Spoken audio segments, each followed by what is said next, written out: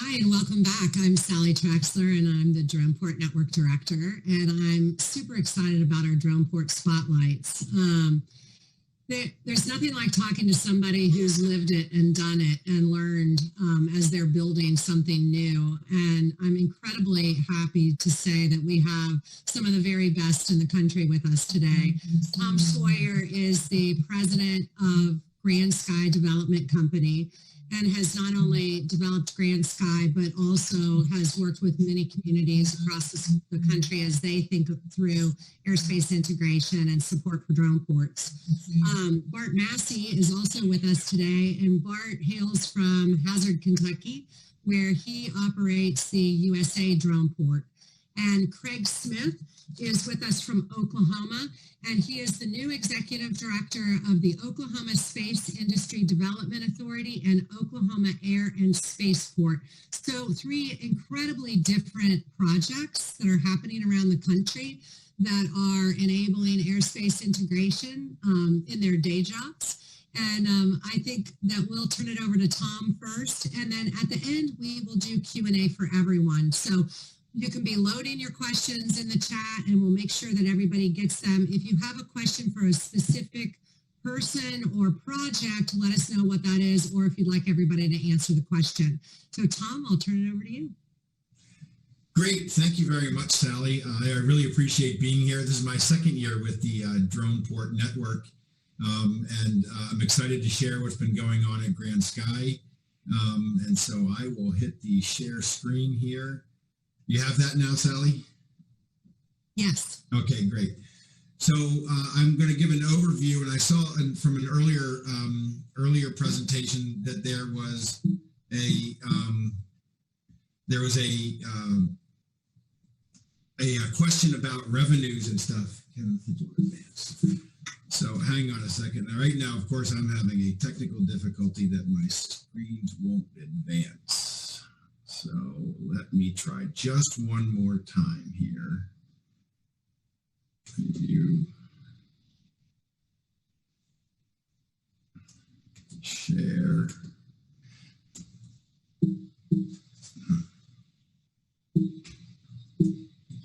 All right, we're going to do one last thing, and then we're going to go from this.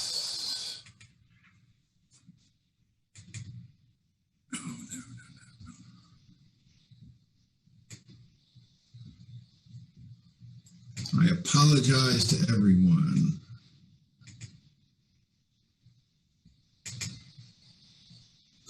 All right, there we go.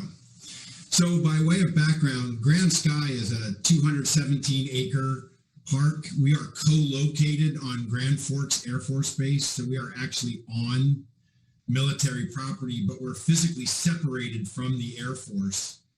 We have our own security, our own entrance and such, but that arrangement gives us some unique advantages and capabilities.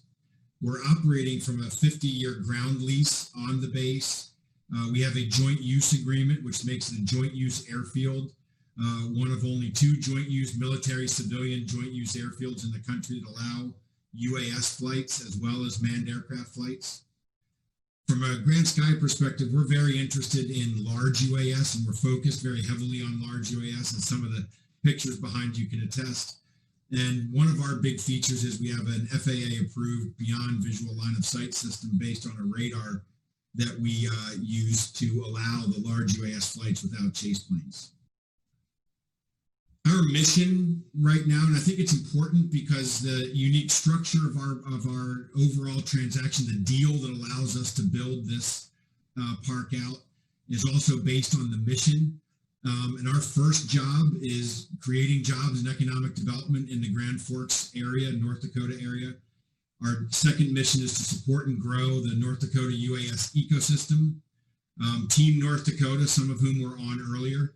And then our job is to enhance and support the Grand Forks Air Force Base mission, which has a largely UAS-based mission with RQ-4 Global Hawks and Customs and Border Protection MQ-9 Reapers.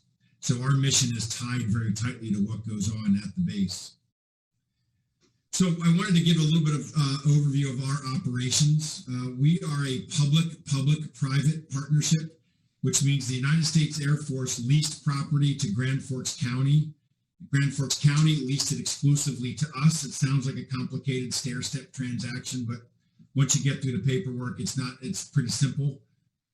We have two tenants on site that are operating on a regular basis. Northrop Grumman and General Atomics both have built facilities. Northrop Grumman has about a 75,000 square foot office and hangar facility. General Atomics has two hangars totaling about 25,000 square feet. Both of them have done flight operations. Both of them provide training, simulation, modeling, and a variety of other aspects like that. We have made a lot of infrastructure investment. I'll cover that in some future slides. But I think one of the questions that Sally had asked me earlier was, what is your business structure? And we operate on a hybrid airport business park model, meaning we have features and functions of an airport, and we have features and functions of a more traditional corporate business park. And the result of that is a model that allows us to kind of take advantage of both, but kind of leave some of the negative parts of both behind. So for example, with respect to the airport model, we do not charge at all on a per flight basis. There's no takeoff or landing fees. I find that with UAS, there's a lot of takeoffs and landings, and that's way too much to try to keep track of. So we go for flat rate pricing. That way everybody knows what the number will be. Everyone's comfortable with that number, and we adjust what those kinds of numbers would be based on the operations of that particular user. Most importantly, though, in our current operations, our job is to provide the operating environment. The guys from Innovet's, Mark and Chris, who did a great job earlier, talked about creating the atmosphere by which companies can come and do flights and operate their aircraft, test things, train people, test sensors, do whatever those things are. And that, to me, is ultimately what the job of the Droneport operator is to provide that operating environment. So a couple of things that I'd like to talk with you about today, some great ribbon cutting shots of the buildings that went up at Grand Sky. I want to talk about our economic impact to date. I want to talk about our funding sources and our revenue model to go through how Grand Sky basically works. So moving on into economic impacts. This is a slide that has a lot of data, and I think, Sally, you said these are going to be posted so anybody can look at them and shoot me an email if you have questions. But fundamentally, Grand Sky creates, from an operations perspective, about $19 million a year of economic impact in the community based on wages of people involved. So this particular slide is 2 years old. We are actually in the process of going through our next economic evaluation, which will be completed later this year. Our direct impact jobs, we're closer to 200 jobs now than we were last year. The indirect jobs will go up, induced will go up. So our economic impact will probably cross over $20 or $21 million per year. But that's based on the wages of the people involved with the park, directly, indirectly, and induced. And if we extrapolate our current growth based on a 2.5% annual growth average, we expect to grow out over the next 20 years to 600 jobs with about a $29 million state and local tax revenue impact. So that's giving the state of North Dakota a lot of incentive to continue to invest with us. This is my favorite slide with the kind of the funding leverage. State of North Dakota is our biggest investor. Grand Sky is a private development. Even though we're leasing land from the state, from Grand Forks County and the Air Force, the development company is private, and we have all the financial risk. So we have been able to work with the state legislature to create $19 million of investment going back to 2013, and that has in turn leveraged over $65 million of private investment into Grand Sky, mostly in the form of facilities. The state investment has gone almost exclusively to utilities and site infrastructure. So moving into our funding sources, this gives you a good overview. From the private equity side, tenant equity, Northrop Grumman and General Atomics built their own buildings to the tune of around $60 or so million. We as a development company have another $5 million of equity into the project. And then public funding in the form of legislative grants and matching funds have totaled out almost $19 million, actually just a shade over 19 million. And all of that has come from various funding sources across North Dakota, some of which were direct legislative grants approved every other year by the legislature. The matching funds were funds through normal grant programs that we were able to take advantage of in the state from an economic development standpoint. Our revenue model is fairly simple. About 35% of our revenue comes from fees for the services provided. So, for example, Innovets, who was just on earlier, Innovets runs the airfield for us, and we charge the people who fly there, our tenants, we charge them for those services that are provided, and that's about 30% of our revenue. 60% obviously is rent for the building. So if I go back to what our revenue model is, that fee, that airport model is that fees for services provided is about 35%. The business park model is that 60% in rent for buildings. So we rent land, we rent buildings, we rent things to people for short periods of time and long periods of time. And then lastly, contract support. So Grand Sky Development Company will go after contracts in partnership with different organizations, whether they be federal contracts or private contracts, to provide contract support. Maybe somebody's at Grand Sky, they're not a tenant, but they're there for 2 or 3 weeks for flight operations. And so that contract support provides a little bit of revenue for us. So that's the end. Even with my technical glitch, Sally, I was able to keep it to the 10 minutes that you wanted me to. So I will gladly wait for any kinds of questions, and thank you very much for the time to talk with everybody. Thanks, Tom. Bart, you're up next. My name's Bart Massey. I'm the Executive Director of the USA Droneport in Hazard, Kentucky. Our model's much different than Grand Sky, but I do want to share with you some of the things that we're doing. We're young. We started in 2017, and since then I'll show some highlights and what we're doing right now, and tell you a little bit about how we got started and what we think the future will bring here in the next year or so, and even beyond that. So I'll share a short PowerPoint with you.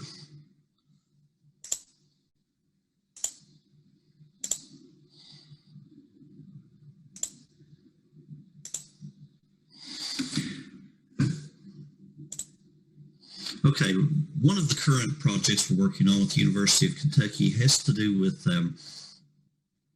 delivery of PPE during COVID. We live in Appalachian area in a very rural and economically challenged area, and we've partnered with the University of Kentucky Rural Health to deliver, starting off on a very small basis, but we're working with the FAA on proof of concept to deliver packages to these COVID patients.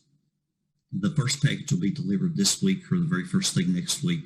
Here's a little video I'll play while I tell you a little bit about it. Today, I literally just got back about 45 minutes ago from the Droneport, and we had the nurses on location learning how to fly the drones, because we want them to be able to see from our perspective when they're there with the patient what we're doing. So they did a great job today. They were able to fly, kind of get a hands-on experience with what we're going to be feeling, so they'll be able to give us more feedback. They also had an 8-hour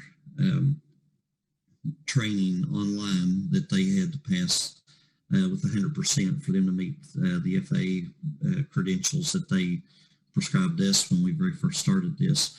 The land that you see right now, it was prior mode. It hadn't. This is at the USA Droneport, and actually to the left of where you're looking at, we're getting ready to build part of the campus there. And I'll tell you a little bit about it in a minute. But we have 50 acres on a piece of land that's tens of thousands of acres in size. We have acquired $2.7 million for build that you'll see in just a few minutes. But it's allowed us to do, just having the land has allowed us to do quite a lot. One of the things we've done is search and rescue. We actually wrote one of the first books on search and rescue 3 years ago. We've since then trained hundreds of people in methods and with hands-on training at the USA Droneport with the small buildings we have now on the small runway. It's a very unique project. For instance, our board of directors are people like 2 county judges. We have the airport board. We have the college president of the local community and technical college. And we have advisors from all over the United States that help keep us on track. So we're not guessing at this. We're continually measuring what's going on so we can develop this in a way that will be useful for people. Our primary work right now has been with drones under 55 pounds. There will be, there'll be an exception here soon. We've recently acquired a 4,400 foot runway that allows us to do much more operations in that area. But I'm going to move to the next video. The campus construction. This was from about 3 weeks ago. Our architects and our engineers have designed the buildings, and we have gotten all infrastructure for the campus now. It didn't have sewer, water, or phase 3 electric. Luckily for us, now we do. This is what the building will look like. And it will construction we expect to start around Christmas. We have a netted facility in the back, a small business center in the front, and it'll be expanded into a 10,000 square foot indoor flight facility, 5 stories tall. And in just a moment, I'll show you where it says USA Droneport right now. That's a 3,000 square feet, 22 feet high indoor weather facility where you can take drones, equipment, and you can train people how to fly in wind, rain, low temperatures, high temperatures, or you can test equipment like batteries, ESCs, motors, etc., and do even end of life with those. So it's a very unique place. We have 60-mile radius of G airspace, so when you come outside the nets, you can fly for a very long distance. We're also within 6.5 miles of one airport and 18 miles of our other runway. So some of the things we'll be doing with larger aircraft, the actual campus will be used as a forward operating base for people that are flying larger drones over that area. Give you little highlights of what we've done over the past 3 years. We have companies that are building swarm drones there for light shows, also heavy payload drones to carry things like radio towers when there are outages, when hurricanes come through and things of that nature. We do search and rescue training up there frequently. And we also held the USA Drone Conference last year, and conference unfortunately had to be postponed this year because of COVID. But we had around 400 people. Down on the bottom right, you can see we had Secretary Elaine Chao. Secretary of Transportation was our keynote speaker. Our governor was there, and the congressman from our district also spoke on this. We were the first Droneport to speak at the Paris Air Show and present. And we've had meetings at the Pentagon 3 times. So in a matter of 3 years, we've done a lot. It's been on almost sheer grit and community driven process. Like I said, we have 2 county judges on this. The counties have spent money, helped us out. We've applied for grants, and we've now received 5 grants total. And we have several out right now, and we think that we'll get at least some of those to help expand the campus. We've been in the green the whole time. It's our revenue has grown, but really we've not had as much to offer other than the dream and the acreage, and some people with a lot of passion and some with a lot of knowledge that have worked in this. I'm so excited about this because our campus will have multi-million-dollar facility on it before this time next year. In May of next year, our kids in our region are going to have access to some of the most state-of-the-art uses in our facilities that exist in the United States. And we're going to continue to grow. Even though we're involved in drones, we're building an aquatic facility that'll have salt water and we'll have fresh water and the ability for those robots to come out and traverse on land and then fly. We'll be able to open this up in good weather, close it off in bad weather, and then use it universally. Our campus we're setting up so we can use this on the basis of research, development, testing, training. The educational component has been a huge part of this, and it always will be. We're working with the University of Kentucky. We've got agreement with Embry-Riddle. We're working currently with the community and technical college system across the state of Kentucky. So we see that being a lot. We want to see the innovations. We want to see the entrepreneurs grow here. And we also want to have people that would like to test but don't have the ability to buy the equipment themselves come here for a week, spend some time with some great people, utilize our area, test your motors, test your flights. Our area, we work directly with the FAA. We can help you get approvals. So it's an opportunity. We think that we have a very unique place. We're 7.5 hours from the Beltway in DC, and we're in the center of all of the eastern United States, literally in the center of it. I have one final slide. If you'd like to contact us, my name's Bart Massey, and I've got my number on here. We also have the USA Drone Conference will be from April 12th to the 14th. Next year, if you'd like to see the webinars of the people who signed up for our conference this year, go to YouTube and type in USA Droneport. We have webinars on with the intelligence community, with the Department of Defense, with swarm technology, right on down the line. And they're not people talking about it. They're the people who make the decisions that are on these webinars, and they're free. So you're welcome to go to them. Join us on Facebook and see the progress we make daily. We're getting ready to post the flights of the nurses we worked with earlier today. They were awesome. And we've got a small store there. If you're interested in USA Droneport information, you can grab it there.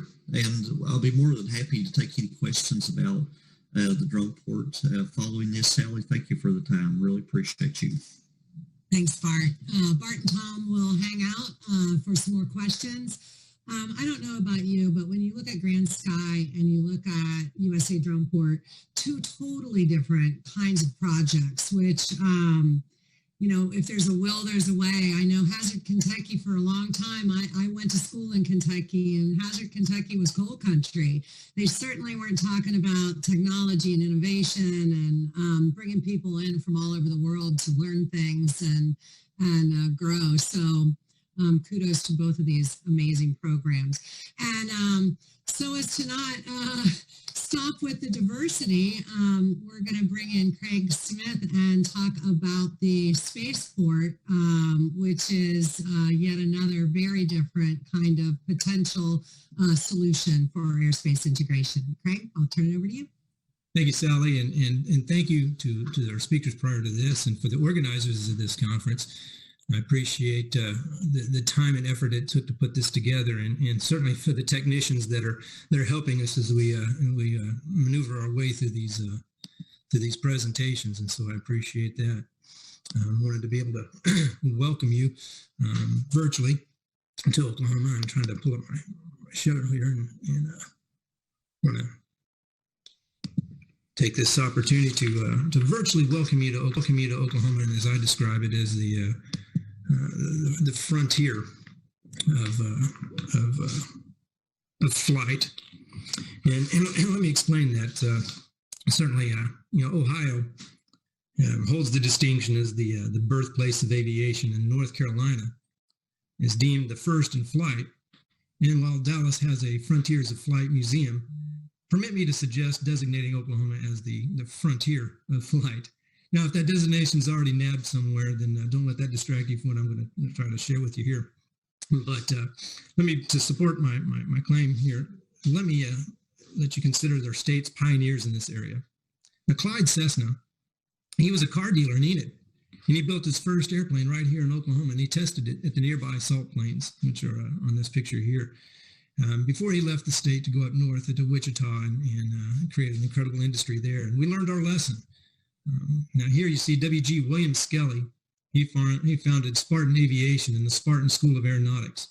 And if you can look into the pilot's seat of that airplane in his background, I don't know if you can tell who that is or what. That is a female pilot. So is that groundbreaking? And that's right here in Oklahoma. Tom and Paul Braniff started the first regularly scheduled air service in the state, which later became Braniff Airlines. And then Bartlesville-based Phillips 66 in their development of high-octane aviation gasoline. And then Aero Commander, based near Bethany, Oklahoma, built the first pressurized business aircraft in history. And of course, Wiley Post. He pushed boundaries and devised and tested the first pressurized flight suit, permitting humans to fly higher than ever before. And then count our six and counting astronauts, including Gordon Cooper, and one of the first women astronauts, Shannon Lucid. I don't know if you can see him over there. That's John Harrington. He's the first American Indian to go into space, and we have a proud Native American history in Oklahoma. We have 39 tribes here, and of course, the name of our state is derivative from Native American language. And of course, the General Tom Stafford. And during World War II, Oklahoma's aviation industry really began to grow. The Douglas Aircraft Company built 2 large facilities in the state, building bombers for the U.S. Army Air Force, employing more than 40,000 workers, and half of them were women.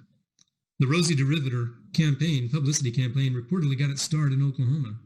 And today, one of those bomber plants is now Tinker Air Force Base, the largest military aircraft repair facility in the world, and Oklahoma's largest single-site employer with about 26,000 jobs and a $4 billion economic impact. The American Airlines Maintenance and Engineering Center in Tulsa is the world's largest commercial MRO, employing 6,000 people. And then the FAA Mike Monroney Aeronautical Center in Oklahoma City employs about 6,000 people and is the central support and training facility in the country for the FAA and for the U.S. Department of Transportation. And today, it's considered too, the policymakers in Oklahoma who paved the way.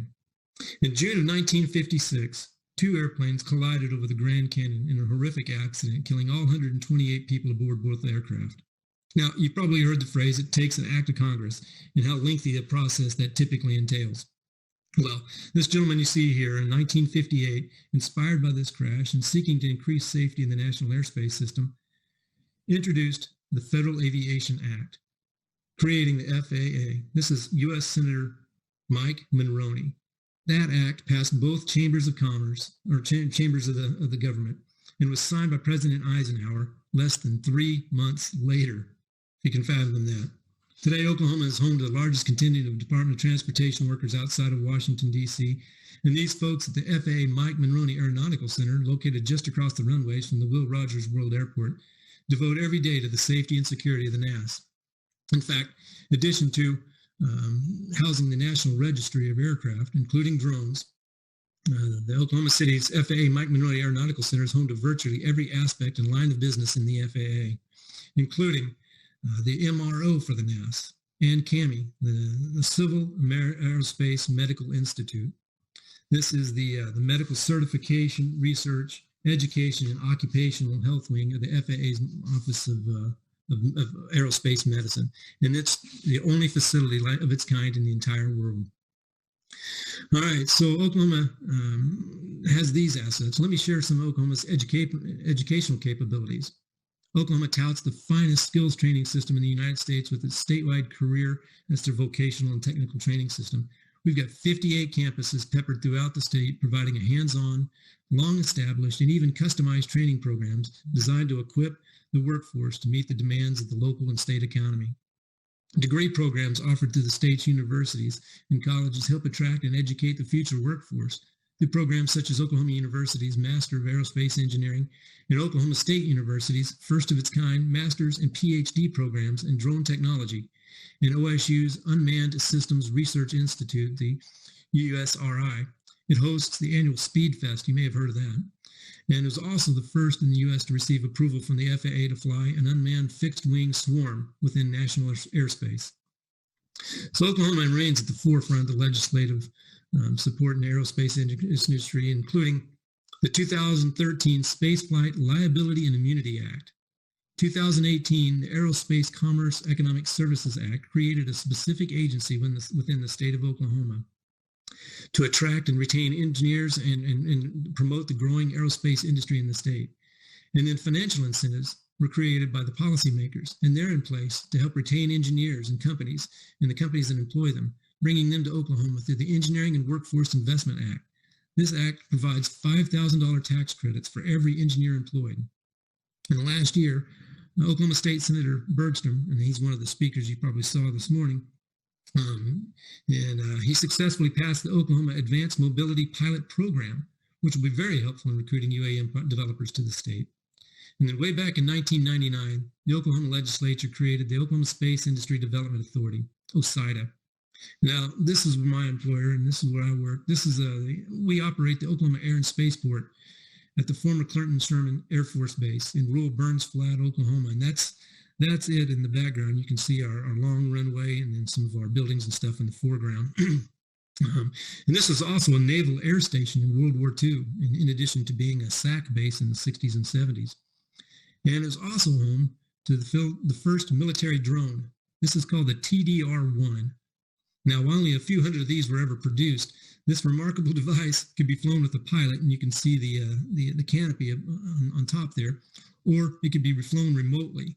And figure, this is World War II, 1944. There was a television camera in the nose of that airplane, and they could pilot that from a nearby airplane. So remarkable stuff. And today, the Oklahoma Air and Spaceport is just one of only 12 licensed spaceports in the United States, and the first to have an FAA-approved space flight corridor, and you can see it there in the green. And that's about our airport has a 15,500 foot runway. It's by 300 feet wide. It's basically the largest chunk of pavement in North America. But we also have this Infinity One spaceflight corridor. It's controlled and operated by us here at OSIDA with oversight and cooperation from our FAA partners. And it provides a corridor for research, testing, monitoring, and we're designed as a horizontal launch spaceport, and so it's designed for takeoffs and landings into that space. We also have a brand new telemetry and monitoring facility that provides operators the capabilities to help track and monitor their vehicles from inside. We even have huge hangars on site, ranging from about 16,000 square feet to about 32,000 square feet. We have about 5 of these. We have about 100,000 square feet of space that you can do indoor test flights and other UAS research right here in the state of Oklahoma. And today, with 135 public use airports, 7 military installations, and about 1,100 aerospace entities, we employ about 120,000 people in Oklahoma in the aerospace sector. And the aerospace and defense industry generates about $44 billion in economic output annually. That's about 10% of the state's output. And aerospace is the state's second largest economic producer behind energy. And what's the result of all this? Well, Oklahoma is open for aerospace business. In 2011, Oklahoma established an Unmanned Aerial Systems Council with the guidance from the Oklahoma Aeronautics Commission, FAA, operators, educators, tribal governments, and even businesses. And they work together to quickly devise a strategic development plan for the entire state. In 2015, there were 22 companies with some or all of their business focused on UAS. And between 2014 and 2019, $44 million in contracts were awarded to Oklahoma companies and institutions in support of unmanned aerial systems, and from sponsors such as the National Science Foundation, NASA, Department of Energy, the National Oceanic and Atmospheric Administration, Department of Defense, FAA, and numerous private companies. And even the Choctaw government was the first government recognized as a public aircraft operator by the FAA. They operate in southeast Oklahoma the Emergent Aviation Technology Test Center. This is a 44,000-acre test facility in southeast Oklahoma that has ground-based radar and is one of 9 active UAS integration pilot program sites selected by the U.S. Department of Transportation. It's remarkable. The Osage Nation has a former airport located just outside of downtown Tulsa.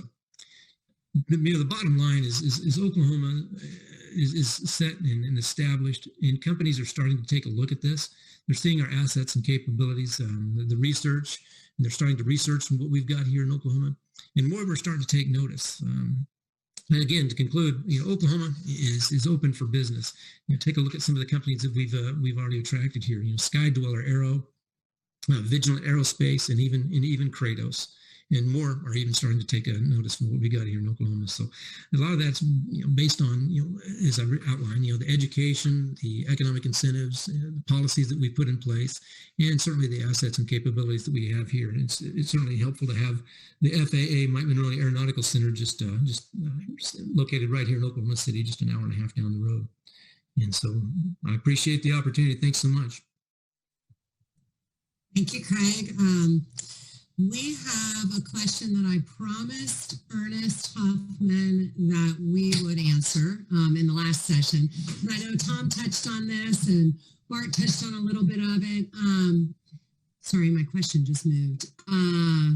What are a Droneport's revenue streams and largest cost centers? I don't know who wants to go first. I'll jump into it first, Sally. Our revenue streams, as I put on my slide, we have 3 basic revenue streams, and the largest revenue stream is rent in buildings or for land. Northrop Grumman and General Atomics both rent land from us and built their own buildings, which is kind of a testament to the longevity of the Grand Sky project. Because if they decide to leave, they have to walk away from over $60 million of private investment in those assets. So that's a really strong endorsement of the airspace and what we're capable of delivering. But that's our biggest revenue stream. It's about 60% of our revenue. Another 35% of our revenue comes from fee-for-service work. The actual providing of services, the beyond line of sight radar, aircraft, airfield operations, the general operating costs of the airfield, electric, fiber optic, security, all those costs our cost centers, and the revenues that we charge our users for those services and the availability of those services.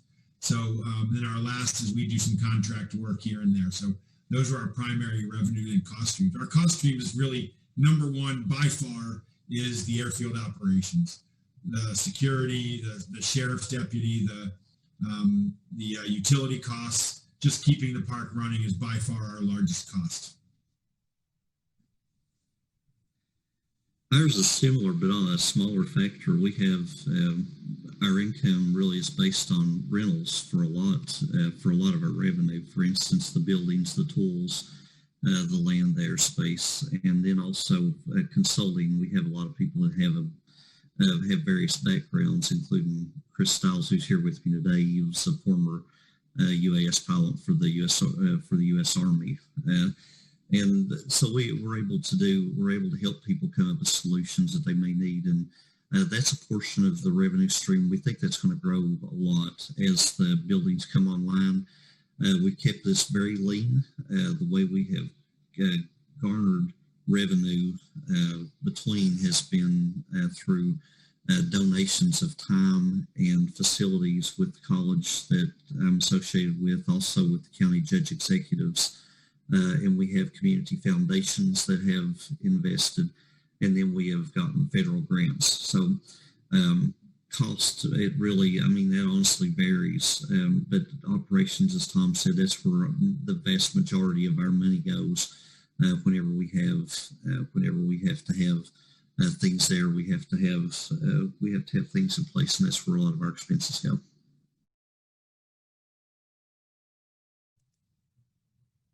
Craig? We've yet to utilize the drone capabilities at the center at the spaceport, but it'd be leasing either the facility, a hangar. And we're still trying to put our hands around how to monetize the time and the use of perhaps the corridor or some of the other assets in the area. But certainly willing to talk to companies to find out what their plans are and what their development capabilities are, so we can utilize this. Thank you. I have another question. It is, can a community with no prior UAS assets or an active aerospace industry still develop a drone port?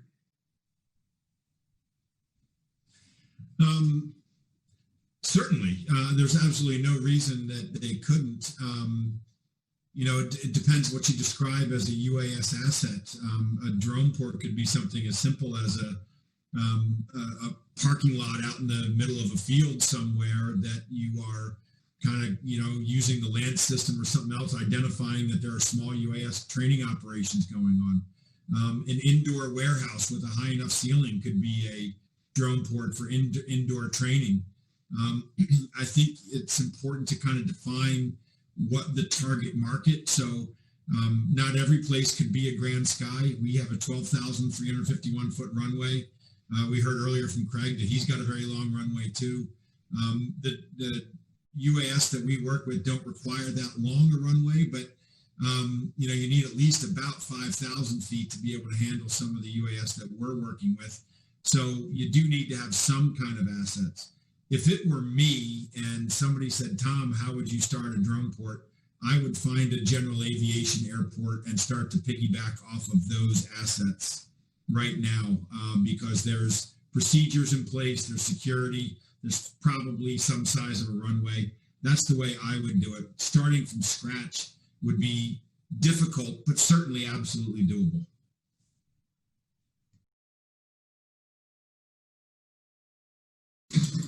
From our perspective, probably is starting Droneport. There's so many things go into it. Number one, you have to have somebody with the time, the motivation, and the energy, and literally the passion to do it. It doesn't just happen. And you've got to have some type of money, and you've got to have community support. And as Tom said, you really need to have you've got to have an idea of what your market is, what you're going to be, what you're going after. There's, as you can see with the group that's here, we have a very broad and different focus. Although we're in the same area, but I tell people that UAS is a lot like vehicles. If you say I have a vehicle, it could be a dump truck or it could be a Corvette. There's just a lot of difference in UAS and cars as well. So find out what your niche market is and go after that, whether it be elementary schools, whether it be whatever, and who your partners are going to be. Also figure out what your sustainable revenue is going to be. You have to cover costs and then look at profitability past that. So that's just a few thoughts. In Oklahoma, I can outline, policies help. Space helps. The Choctaw tribe with their 44,000 acre facility down in southeast Oklahoma is a great example of that. They just got a lot of space to do stuff. And Tom pointed out, if you had a small airport, and that's what the Osage Nation has done with a small airport just outside of Tulsa. I think they've got a 45 or 5,000 foot runway there. And then, educational programs, to train the workforce that are going to be, utilizing these devices, repairing these devices, building these devices. Those things will come into play as well. But I think kind of a mix of all those things together, the policy, the education, the space, the assets, all those things, and the know-how, the know-how to put these things together, and relationships, with the agencies. Certainly the FAA is going to be your partner in this, and you want to know the folks there and have a good relationship with them so that you can know who to quickly talk with to move the ball forward through those processes.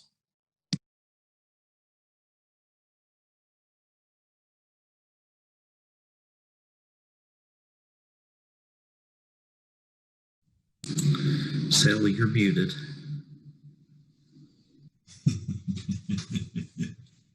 Sorry about that. I have a lot of questions coming in. One of them, so I don't know if everybody wants to answer everyone, or if we want to kind of quickly run through some of these. Have any of the Droneports developed a comprehensive airspace study? Yes, Sally, we did. When we were setting up our beyond line of sight system, we had to do a comprehensive study to kind of map out what traffic would be over several months and what the normal operating course of operations are, air operations that are in the area, not just from us, but what's flying by, what's flying nearby, what's flying over us, what's flying around us. We had to do a comprehensive study for that. And we, as we've been applying for waivers and thing called a sandbox, we've had to have a study done as well. We had the FAA and outside resources did that. No. The next question is, are your facilities managed by a private company? And if so, are those companies able to set up similar agreements elsewhere? I saw that question come across there. So I'm going to answer the question two ways. There's airfield facilities, the actual operation of the airfield itself, the ground operations, aircraft taxiing, security, things like that. And then there are the building facilities. So for us, all of it, the airfield activities and the buildings are all managed by private companies. The airfield activity is managed by Innovets, who presented earlier today. We have them under contract to provide that service. It is entirely up to Innovets if they want to provide support for another airfield. I'd recommend them highly. They're a great company. We love working with them. The second part would be buildings and some of the kind of physical facilities on site. Grand Sky Development Company manages those. The actual hangars and buildings that are owned by General Atomics and Northrop Grumman are managed by those companies themselves. We're actually a nonprofit, and we own a for-profit. So the land, facility, and everything is owned by the nonprofit. The for-profit can do business with other for-profits. So we've set it up in a way that we can do business with federal government. We can work with other nonprofits, with educational institutions, and we can also set up for for-profits. We have land available for people to build. We'll have facility room for people to be able to rent, including glass offices and innovation areas here soon. So we can do business about anybody willing, and we're call us. So we're a small operation. We contract directly with the customer, and so all the contracts come through us. So we've got facilities to lease, and we would work out a contract with the entity, and we do all that. Thank you. I have two more questions. So, and I know we're running over time, but they're good questions. If you had to choose, what would be the one thing a community would need to think about to develop a drone port? This is going to sound maybe flippant, and I don't mean it to be, but a community needs to invest dollars.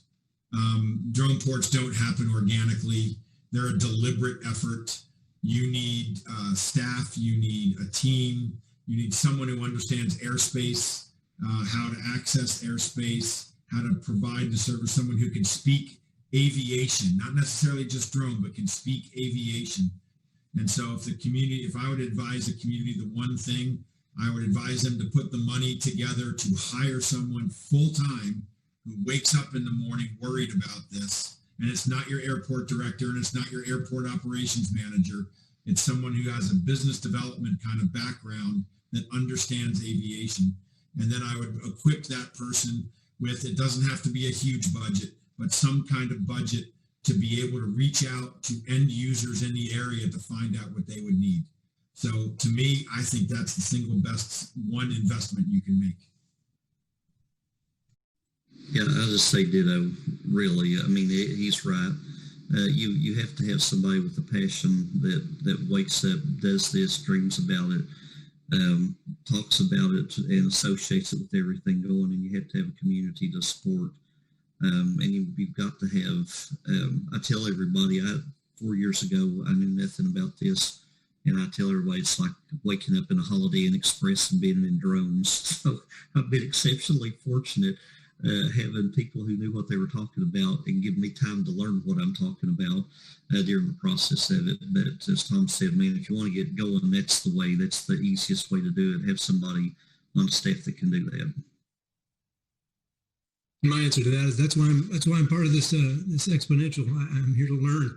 I'm the new guy on the block here, and certainly there's a lot of really smart people that are part of this this program, and certainly a lot to learn here.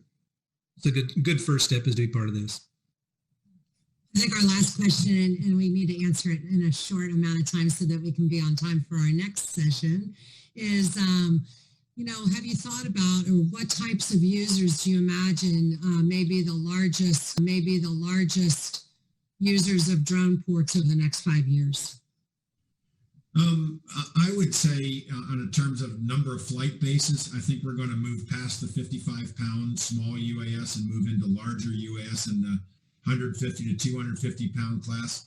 I think the type of operations we run at Grand Sky are going to be onesie twosie around the country. Maybe, you know, there's room for 5 or 6 commercial large UAS will happen, but not in the next 5 years as a general rule. But I think we're going to start moving into the 100 to 200 pound. I am not a big believer that urban air mobility is going to show up with, you know, passenger taxis, even cargo. I think we're going to be in the cargo world below 300 to 400 pounds, maybe even 500 pounds of cargo carry. That could be a very big growth area. We are certainly watching it very carefully, but for the most part, I think it's going to be smaller, 150 to 250 pounds UAS.